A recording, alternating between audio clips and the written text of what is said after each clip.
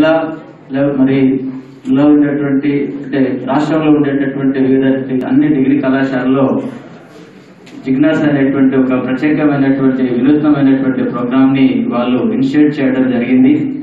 మరి దానివల్ల విద్యార్థుల్లో సబ్జెక్ట్ పట్ల ఇంట్రెస్ట్ పెరుగుతుంది, వాళ్ళ లోపల సబ్జెక్ట్ పట్ల క్యూరియాసిటీ అనేటువంటిది పెరుగుతుంది అనేటువంటి ఉద్దేశంతో ఈ ప్రాజెక్ట్ మనకి జిజ్ఞాస అనేటువంటిది వాళ్ళు ఇనిషియేట్ చేయడం జరిగింది. మరి అందులో ఉద్దేశంలోనే మొదలు మనకి ఇచ్చినటువంటి ఆదేశాల ప్రకారము కళాశాల స్థాయిలో ప్రతి సబ్జెక్టులో అందరి విద్యార్థుల నుంచి మరి ప్రాజెక్టులను సేకరించి మరి కళాశాల స్థాయిలో వాళ్ళని సెలెక్షన్ చేసి డిస్ట్రిక్ట్ లెవెల్ కి కళాశాల స్థాయిలో మంచిగా వచ్చినటువంటి ఒక ప్రాజెక్ట్ మాత్రం డిస్ట్రిక్ట్ లెవెల్ పంపించమనేటువంటిది మన కమిషనరేట్ వాళ్ళ ఆదేశాలు. మరి ఆదేశాల ప్రకారమే ఈరోజు ఇక్కడికి వచ్చినటువంటి విద్యార్థులందరూ కూడా ఆ కళాశాలలో మరి వాళ్ళ ప్రతిభని కనబరిచి సెలెక్ట్ అయినటువంటి ప్రాజెక్ట్స్ మాత్రమే ఇప్పుడు ఇక్కడ జిల్లాకి రావడం జరిగింది. మరి ఈరోజు మరి జిల్లా ఈ రోజు జరిగేటటువంటి కార్యక్రమంలో సెలక్షన్స్ లో ప్రతిభ చూపినటువంటి విద్యార్థులను నెక్స్ట్ లెవెల్ కి ప్రమోట్ చేయడం జరుగుతుంది. వీళ్ళందరూ కూడా మళ్ళీ స్టేట్ లెవెల్ కి పోతారనేటువంటిది కలెక్టర్ గారికి విన్నవిస్తున్నాం సార్. మరి ఈ ప్రధాన ఉద్దేశం ఈ జిజ్ఞాస స్టూడెంట్ స్టడీ ప్రాజెక్ట్స్ యొక్క ప్రధాన ఉద్దేశం సార్. మరి ఇప్పుడు కళాశాల ప్రిన్సిపల్ సార్ గారు మరి దీనికి మన వైస్ ప్రిన్సిపల్ సార్ గారు మరి ఈ జిజ్ఞాస సంబంధించినట్టు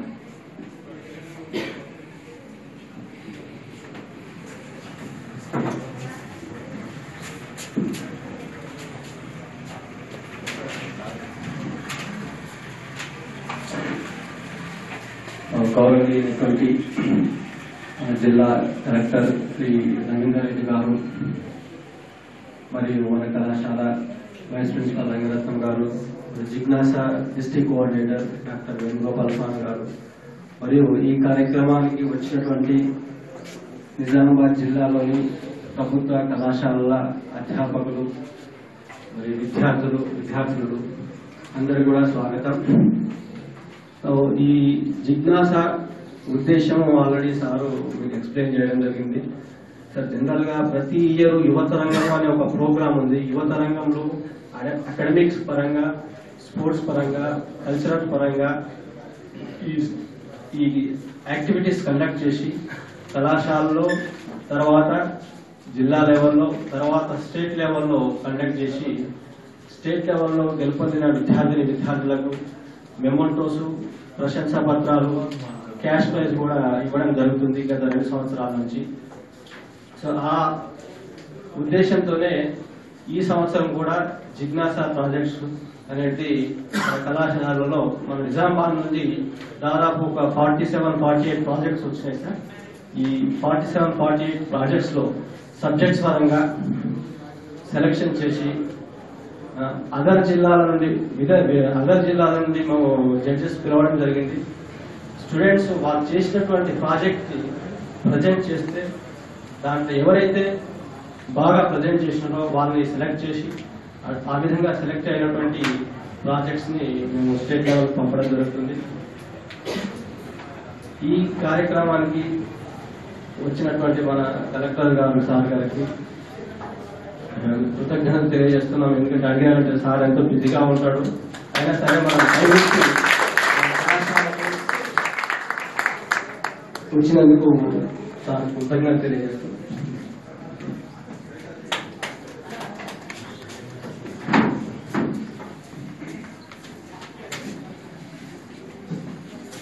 ఈ కార్యక్రమానికి ముఖ్య అతిథిగా వచ్చేసినటువంటి మన జిల్లా కలెక్టర్ గారు శ్రీ రంజిరెడ్డి సార్ గారిని మరి ఈరోజు వివిధ కళాశాల నుంచి వచ్చినటువంటి విద్యార్థులను ఉద్దేశించి మాట్లాడాల్సింది.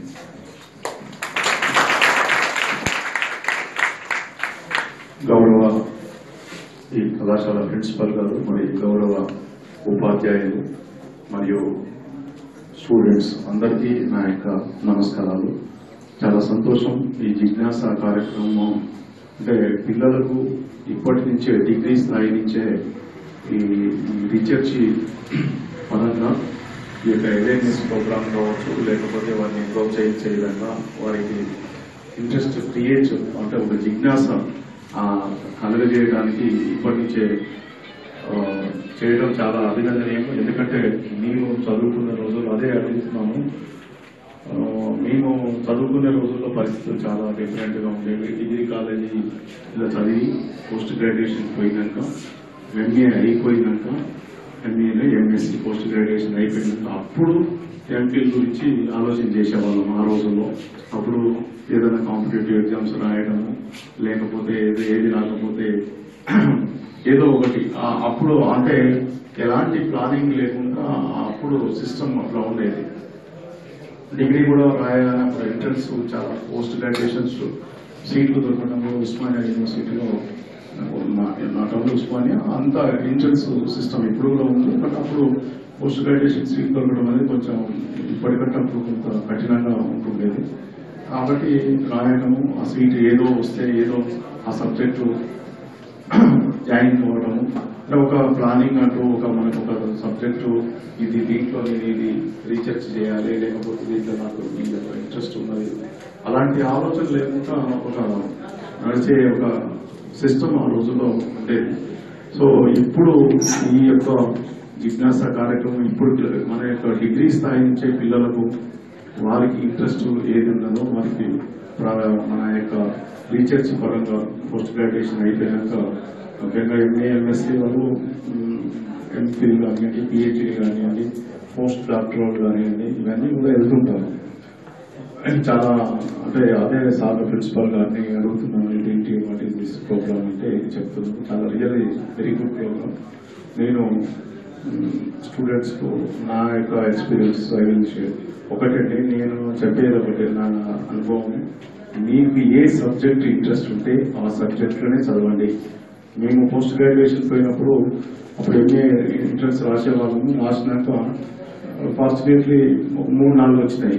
వచ్చినప్పుడు అప్పుడు మా ఆప్షన్ ఏముంటుందంటే మాకు ఆప్షన్ ఏ సబ్జెక్ట్ తీసుకుంటే తొందరగా ఉద్యోగం వస్తుంది. అప్పుడు లెక్చరర్ పోస్ట్ ఇచ్చేవారు అన్నట్టు, అంటే ఇంగ్లీష్ లిటరేచర్ చేస్తే, ఎకనామిక్స్ చేస్తే ఆప్షన్ అట్లా. ఇప్పుడు పిల్లలకు అట్లా కాదు. పిల్లలకి ఏంటంటే చాలా మంది తల్లిదండ్రులు ఏంటంటే నీకు ఇంట్రెస్ట్ ఉన్న సబ్జెక్టు తీసుకొని అట్లా చేస్తే ఉంటుంది.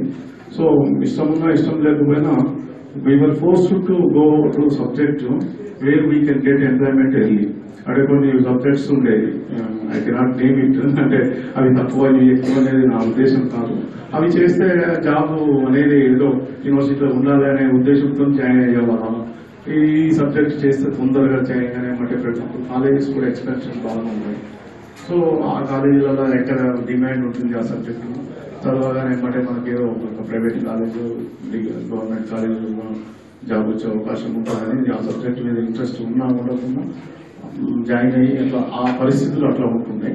తర్వాత రీసెర్చ్ ఎవరో వెరీ ఫ్యూ పీపుల్, అంటే ఇప్పటి మాదిరిగా కాకుండా అప్పుడు అంటే రీసెర్చ్ చేసే ఆలోచన అనేది ఎంబీఏ పోస్ట్ గ్రాడ్యుయేషన్ తర్వాతనే వచ్చేది ఆలోచన, లేదా పోస్ట్ గ్రాడ్యుయేషన్ ఫైనల్ ఇయర్లో. ఇప్పుడు సారు ప్రిన్సిపల్ గారు అదే డిగ్రీ పిల్లలు, నేనన్నా పోస్ట్ గ్రాడ్యుయేషన్ అంటే నాకు డిగ్రీ పిల్లలు. రియల్లీ చాలా సంతోషం ఇప్పటి నుంచి. సో నా యొక్క సూచన అడ్వైజ్ ఏంటంటే మీకు ఏ సబ్జెక్టు ఏదైనా చదవండి, ఫిలాసఫీ చదవండి, తెలుగు చదవండి, but we should have interest. దాంట్లో పర్ఫెక్ట్ అనేది మనం సాధించాలి. It is also very helpful గా కాంపిటేటివ్ ఎగ్జామ్స్. మనము ఎంత మన మంచి చెడ్డాన్ని ఏమి లేదండి. తెలుగు సబ్జెక్ట్ తీసుకొని తెలుగులో మన సి నారాయణ రెడ్డి గారి లాంటి జ్ఞానపీఠ గ్రహీతలు ఉన్నారు. తెలుగు అనేది అనగా తెలుగు తెలుగు అనేది తెలుగు ఇంగ్లీష్ ఏదో గొప్ప, తెలుగు తక్కువ అది కాదు. లేకపోతే ఏదో economics, public philosophy, sociology, archaeology, ఇలాంటి ఎవరు ఏ సబ్జెక్టు నాకు ఇంట్రెస్ట్ ఉంది, సోషియాలజీ ఉంది, yes you can take sociology, but you should be perfect in that subject. అది దాంట్లో చేసినప్పుడు తప్పనిసరిగా ఆ స్టూడెంట్స్ కు టీచర్ ఉంటుంది. అది ఇట్ ఈస్ చాలా అది కరెక్ట్. అది లేకపోతే ఏదో ఒకటి చదువుదాం, ఏదో ఇంట్రెస్ట్, ఏదో నామకే వస్తే అంటే అది టైం వేస్ట్ తప్ప దాని మీద మనకి ఇష్టం లేని సబ్జెక్టు ఉన్నప్పుడు అది చదవటం కూడా చదవలేదు. చాలా ఎక్కువ చదవలేము, ఎక్కువ వర్క్ చేయబుద్ధి కాదు. దాని మీద ఏదో మొక్కుబడిగా పరీక్ష పాస్ అయితే చాలు, లేకపోతే నాకు ఏదో వస్తే అనే ఆలోచన ఉంటుందే తప్ప ఆ పర్ఫెక్షన్ లేకపోతే అది దానివల్ల ఫలితాలు కూడా రావు. కాబట్టి మీరు మీ సబ్జెక్ట్స్ ఏదైతే పోస్ట్ గ్రాడ్యుయేషన్ పోయే ముందు కూడా మీ సబ్జెక్ట్స్ ఇప్పటి నుంచే చూసుకొని ఆ సబ్జెక్ట్స్లలో నా ఆర్ట్స్ స్టూడెంట్స్ జనరల్గా ఎకనామిక్స్, పొలిటికల్ సైన్స్, హిస్టరీ, వేరే Telugu, English, literature, science, botany, chemistry, physics, whatever. So ఇవి జనరల్గా మనకు ఇప్పటి నుంచే కొంత అన్ని సబ్జెక్టులు మంచిగా ఉన్నా కూడా కొంత కొన్ని సబ్జెక్టులు మనకు ఫేవరెట్ సబ్జెక్ట్స్ ఉంటాయి. కొంత ఇంట్రెస్ట్గా అవుతుంటాం మనం. అంటే ఏదో అకాడమిక్గా చదవకుండా out of our own interest చదువుతుంటాము. చాలా సంతోషము. ఇది ఇప్పుడే అంటే కొంత చేంజ్ అవుతూ ఉంటుంది. చాలా మంది ఇంతకుముందు గతంలో ఈ యొక్క ఆర్ట్స్, సైన్స్, ఈ డిగ్రీ కొంత అందరూ ఇగ్నోర్ చేసేవాళ్ళు. ఇప్పుడు అంతా పోయి ఇంజనీరింగ్, మెడిసిన్ ఏదో అక్కడ చదవకుండా ఇక్కడికి వచ్చేవాళ్ళు. కానీ ఇప్పుడు చాలా మంది స్టూడెంట్స్ మళ్ళీ తిరిగి ఈ యొక్క ఆర్ట్స్, సైన్స్, ఈ డిగ్రీ కళాశాలలోకి వస్తున్నాయి. ఇప్పుడే ఇది one of the biggest colleges in the Telangana, probably biggest college ఏమో. 3,000 మంది స్టూడెంట్స్, 900 అడ్మిషన్స్. చాలా పెద్ద కాలేజీ. మంచి దీనికి ఒక మంచి రెప్యుటేషన్ ఉన్నది. తప్పనిసరిగా మీరు ఇప్పటి నుంచే మీ ప్రాజెక్ట్స్ ఏదైతే ఉన్నాయో చాలా సంతోషం. ఇప్పటి నుంచి డిగ్రీ నుంచే ప్రాజెక్ట్స్ చేస్తున్నారంటే ఖచ్చితంగా దాంట్లో పర్ఫెక్షన్ కోసం మీరు బాగా చేయండి, కష్టపడి చదవండి. There is no any substitution for hard work. Intelligence అనేది మన సైన్స్ ప్రకారం ఏంటంటే బేసిక్గా అందరికీ ఇంచుమించు ఒకటి ఇంటెలిజెన్స్ ఉంటుంది. కాకపోతే ఏంటంటే మనం ఒకళ్ళు చదవగానే వస్తుంది అనేది కాదు. దాని మీద మనం ఎంత ఇంట్రెస్ట్ పెట్టి మనం అది చదువుతాము, ఆ సబ్జెక్ట్ మనం తెలుసుకోవాలని ఆ ఇంట్రెస్ట్ తోనే మనకు అలా వస్తుందే తప్ప ఎవరు ఇంటెలిజెన్స్, ఈయన ఇంటెలిజెంట్, ఈయన అనేది అది పెద్దగా ఏమీ ఉండదు అది. కాబట్టి బాగా చదవండి, కష్టపడి చదవండి. ఇప్పుడు ఎవరైతే కష్టపడి చిన్న మామూలు పేద కుటుంబాల నుంచి వచ్చిన వాళ్ళు చాలా ఉన్నత స్థానాలకు పోతున్నారు. వెనకటి రోజులు పోయినాయి. వెనకట కొంతమంది కొంత ప్రివిలేజ్డ్ క్లాసెస్ కావచ్చు, ప్రివిలేజ్డ్ ఫ్యామిలీస్ కావచ్చు, వాళ్ళే తరతరాలుగా ఉండేవాళ్ళు. ఇప్పుడు అదంతా దట్ ఇస్ గాన్. ఎవరైతే కష్టపడి చదువుతున్నారో, ఎవరైతే వర్క్ చేస్తున్నారో, ఎవరైతే నేను పట్టుదలగా సాధించాలని ఆ యొక్క ఇన్స్పిరేషన్, ఆ జీలు, ఆ ఫైర్ ఉంటుందో వాళ్ళే పోతున్నారు. రీసెంట్ గా మీరు కూడా చాలా మంది మీలో ఈ యొక్క సోషల్ మీడియా చూడవచ్చు, వాట్సాప్ లో. రాజస్థాన్ లో ఒక వాషర్మెన్ కమ్యూనిటీ సంబంధించిన ఒక కుటుంబంలో భర్త చనిపోతాడు. ఆమె ఆ యొక్క వాషర్మెన్ కమ్యూనిటీ అంటే బేసిక్ గా community belongs to that community. ఆ పని చేసుకుంటా, వృత్తి చేసుకుంటా 3 బిడ్డల్ని చదివిస్తే 3 బిడ్డలు కూడా ఐఏఎస్ అయినారండి. అంటే కులానికి, మతానికి, డబ్బుకు, తెలివికి ఏమి సంబంధం లేదు. ఎవరు తెలివి అనేది ఎవరి సొత్తు కాదు, అది అందరి సొత్తు. అది ఎవరైతే కష్టపడతారో, ఎవరైతే ఇప్పటి నుంచే ఒక ప్రణాళికబద్ధంగా కష్టపడి చదువుతారో, నేను సాధించాలనే పట్టుదల ఉన్నవాడిని ఎవరు ఆపలేరండి. అది ఫ్యాక్ట్. అది మీరు నమ్మినా నమ్మకపోయినా అది ఫ్యాక్ట్. అది డిగ్రీ ఇంకోటి ఏంటంటే, నేను డిగ్రీ కూడా 3 ఏళ్ళు చాలా మంచి పీరియడ్. చాలా మంది ఏంటంటే డిగ్రీలో మనకు లెక్చరర్స్ తో కూడా చాలా మంచి ర్యాపోర్ట్ ఉంటుంది. అంటే ఇప్పుడు మేము చదువుకున్న రోజుల్లో చెప్తున్నాను, పోస్ట్ గ్రాడ్యుయేషన్ పోయినాక అలా ఏమి ఉండదండి. వాళ్ళు చెప్పేది ఉండదు. మనం ఎంతసేపటికి యూ రెఫర్ దిస్ బుక్ అని చెప్తారు.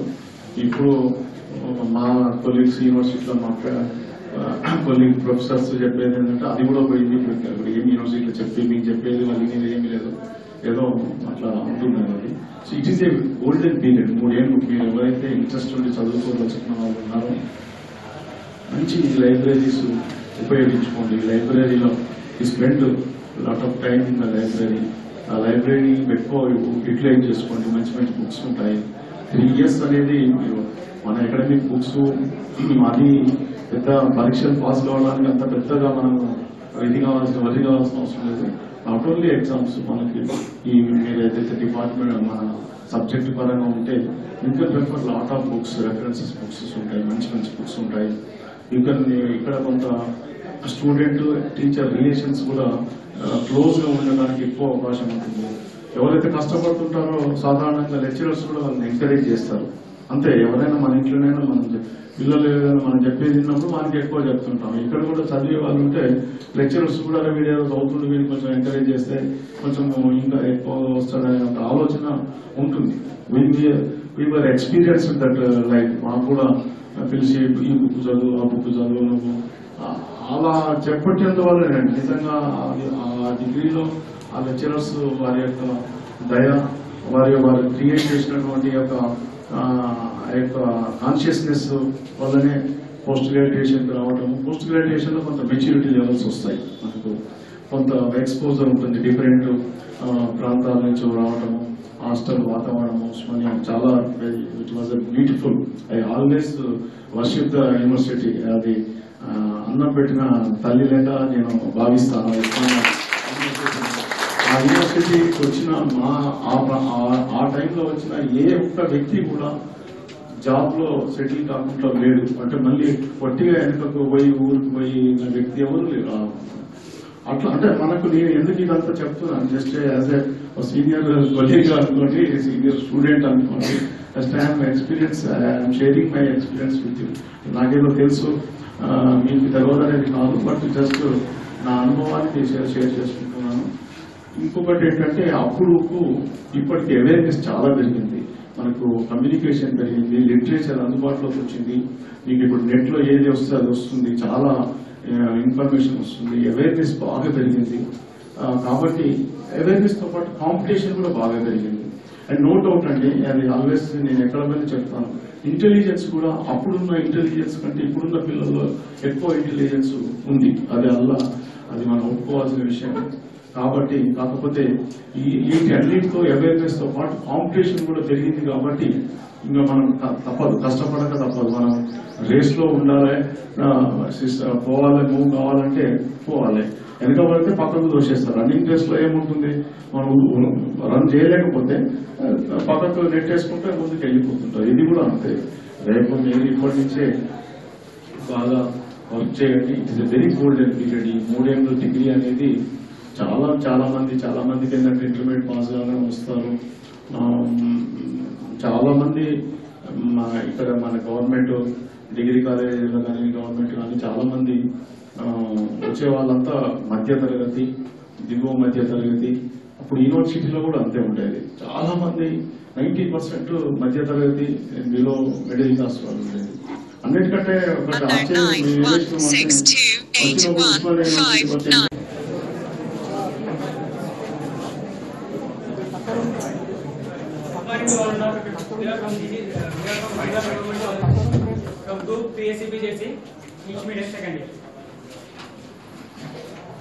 ऑपरेट करो शाह.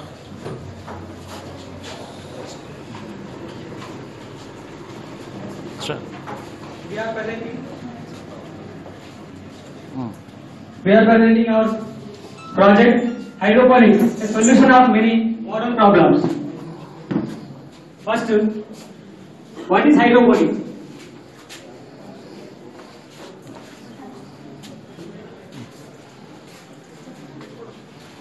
बैग इससे ऑपरेट करो.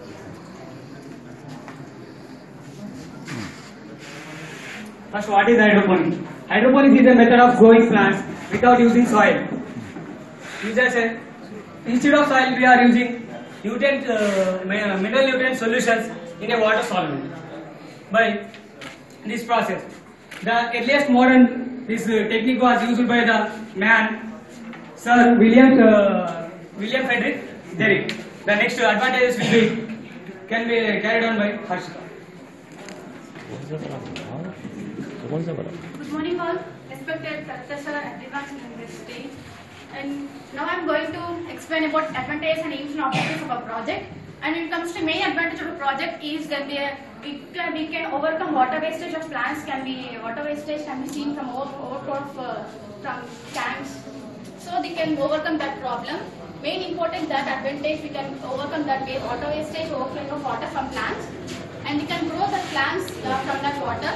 And next, nutrient systems can also be identified, and it promotes organic farming of plants. And next, it also can be crop grows 2 times faster in this method. when we see this water flowing, overflowing of water, so we can overcome this problem by our project. And also we are not using any sort of pesticides and fertilizers. Only we are using natural process, natural method, and it promotes our organic farming of plants.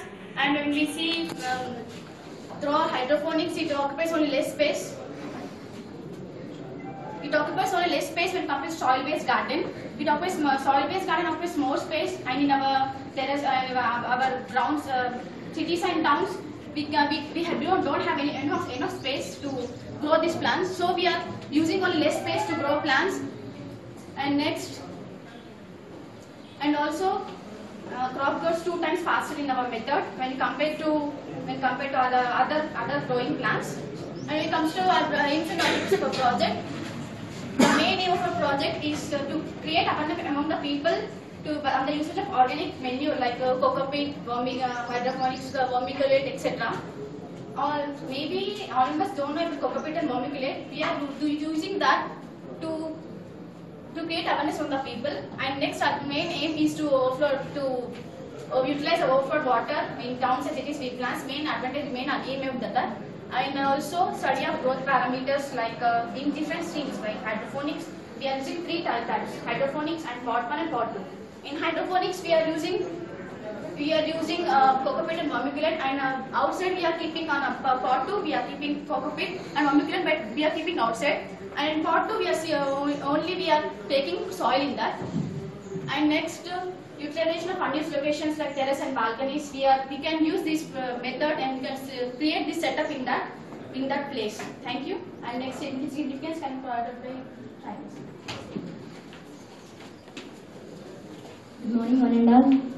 I am here to explain why we selected this hydroponics project. Here, nowadays, farmers are cultivating with many chemical fertilizers.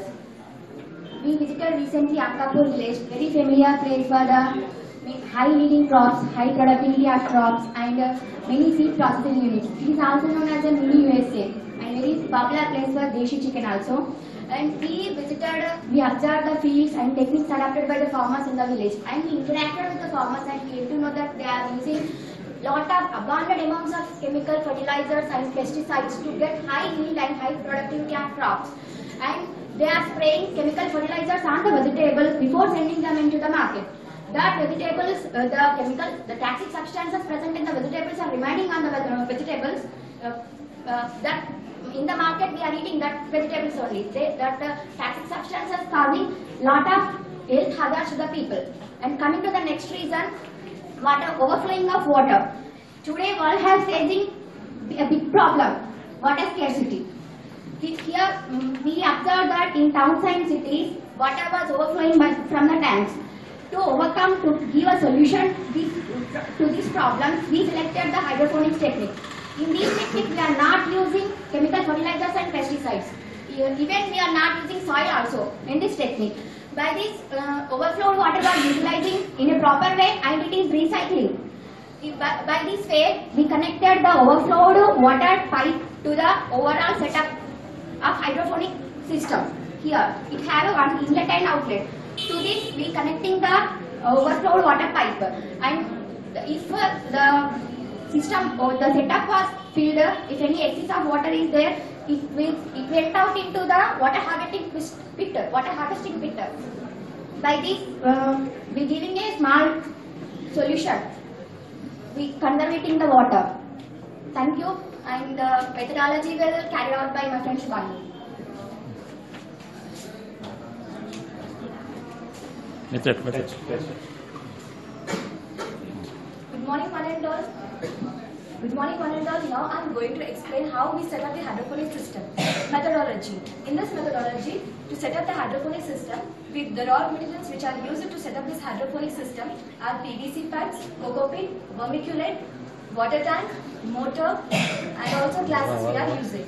And the procedure: first, to set up the hydroponic system, we select a place, and the place which is selected for this system is to be leveled to ensure the even supply of water and also the nutrients.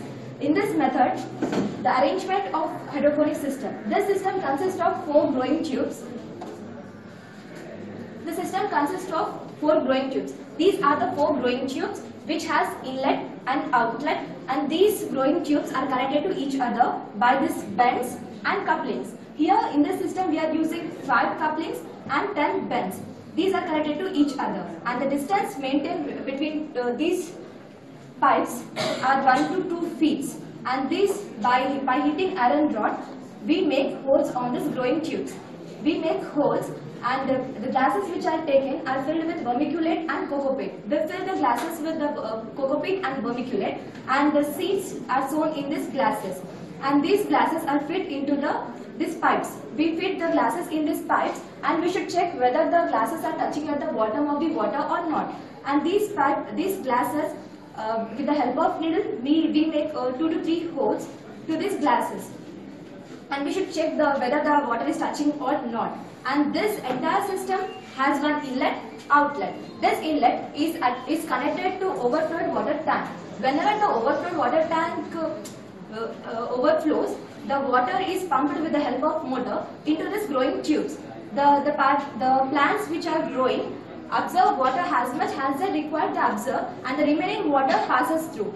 And they passes through, and the recycling takes place through the outlet. Here outlet is just connected to water harvesting pit. Here the water just recycling takes place. And if any nutrition deficiency is seen in these plants, we can also add nutrients to this water, or we can also add any nutrients to these plants. Thank you. And now conclusion is carried out by. Good morning, one and all. As per our experiment, we have observed that there is lot of water wastage through overflowing. So 70 to 80% of water is wasted by us. So hydroponic is a very good solution to overcome this problem, as we connect the entire system of hydroponic to the overflowing water tank. Whenever the tank overflows, the water recycles in the system. Hence plants can be grown. Next problem is in this usage of artificial fertilizers. But in hydroponic system, we never use any artificial fertilizers. It highly promotes organic manuring, organic farming, and the usage of biofertilizers. And it uses very less space. Even in apartments, in balconies, you can set up this entire system. In this hydroponic system, plants grow 2 times faster when compared to our traditional system. We have conducted an experiment using fenugreek seeds and coriander. We have taken 3 pots. In one pot, 2:1 ratio of coir pit and vermiculate. In second pot, 2:1 ratio of coir pit and vermiculate. In third pot, we have taken soil. The first pot is kept in hydroponic system, whereas second pot and third pot are kept outside the hydroponic system. If you observe this fenugreek seeds, in this fenugreek seeds, germination started on 2nd day, whereas pot which is kept outside, the germination started on 3rd day, and in soil it started on 4th day. Similarly in coriander. So in hydroponic system, the plants grow very fast. If you observe, these 3 are coriander, and it is fenugreek, methi. And this one is kept in hydroponic. This is vermiculate and coir pit which is kept outside, and this is soil. You can observe the parameters of the length of this plant. So from our research, we have concluded that in hydroponics, plants grow very fast when compared to our traditional farming, and it uses very less space. After research, we have got a confidence that we can start up a business on setting this hydroponic system. Students and lecturers who have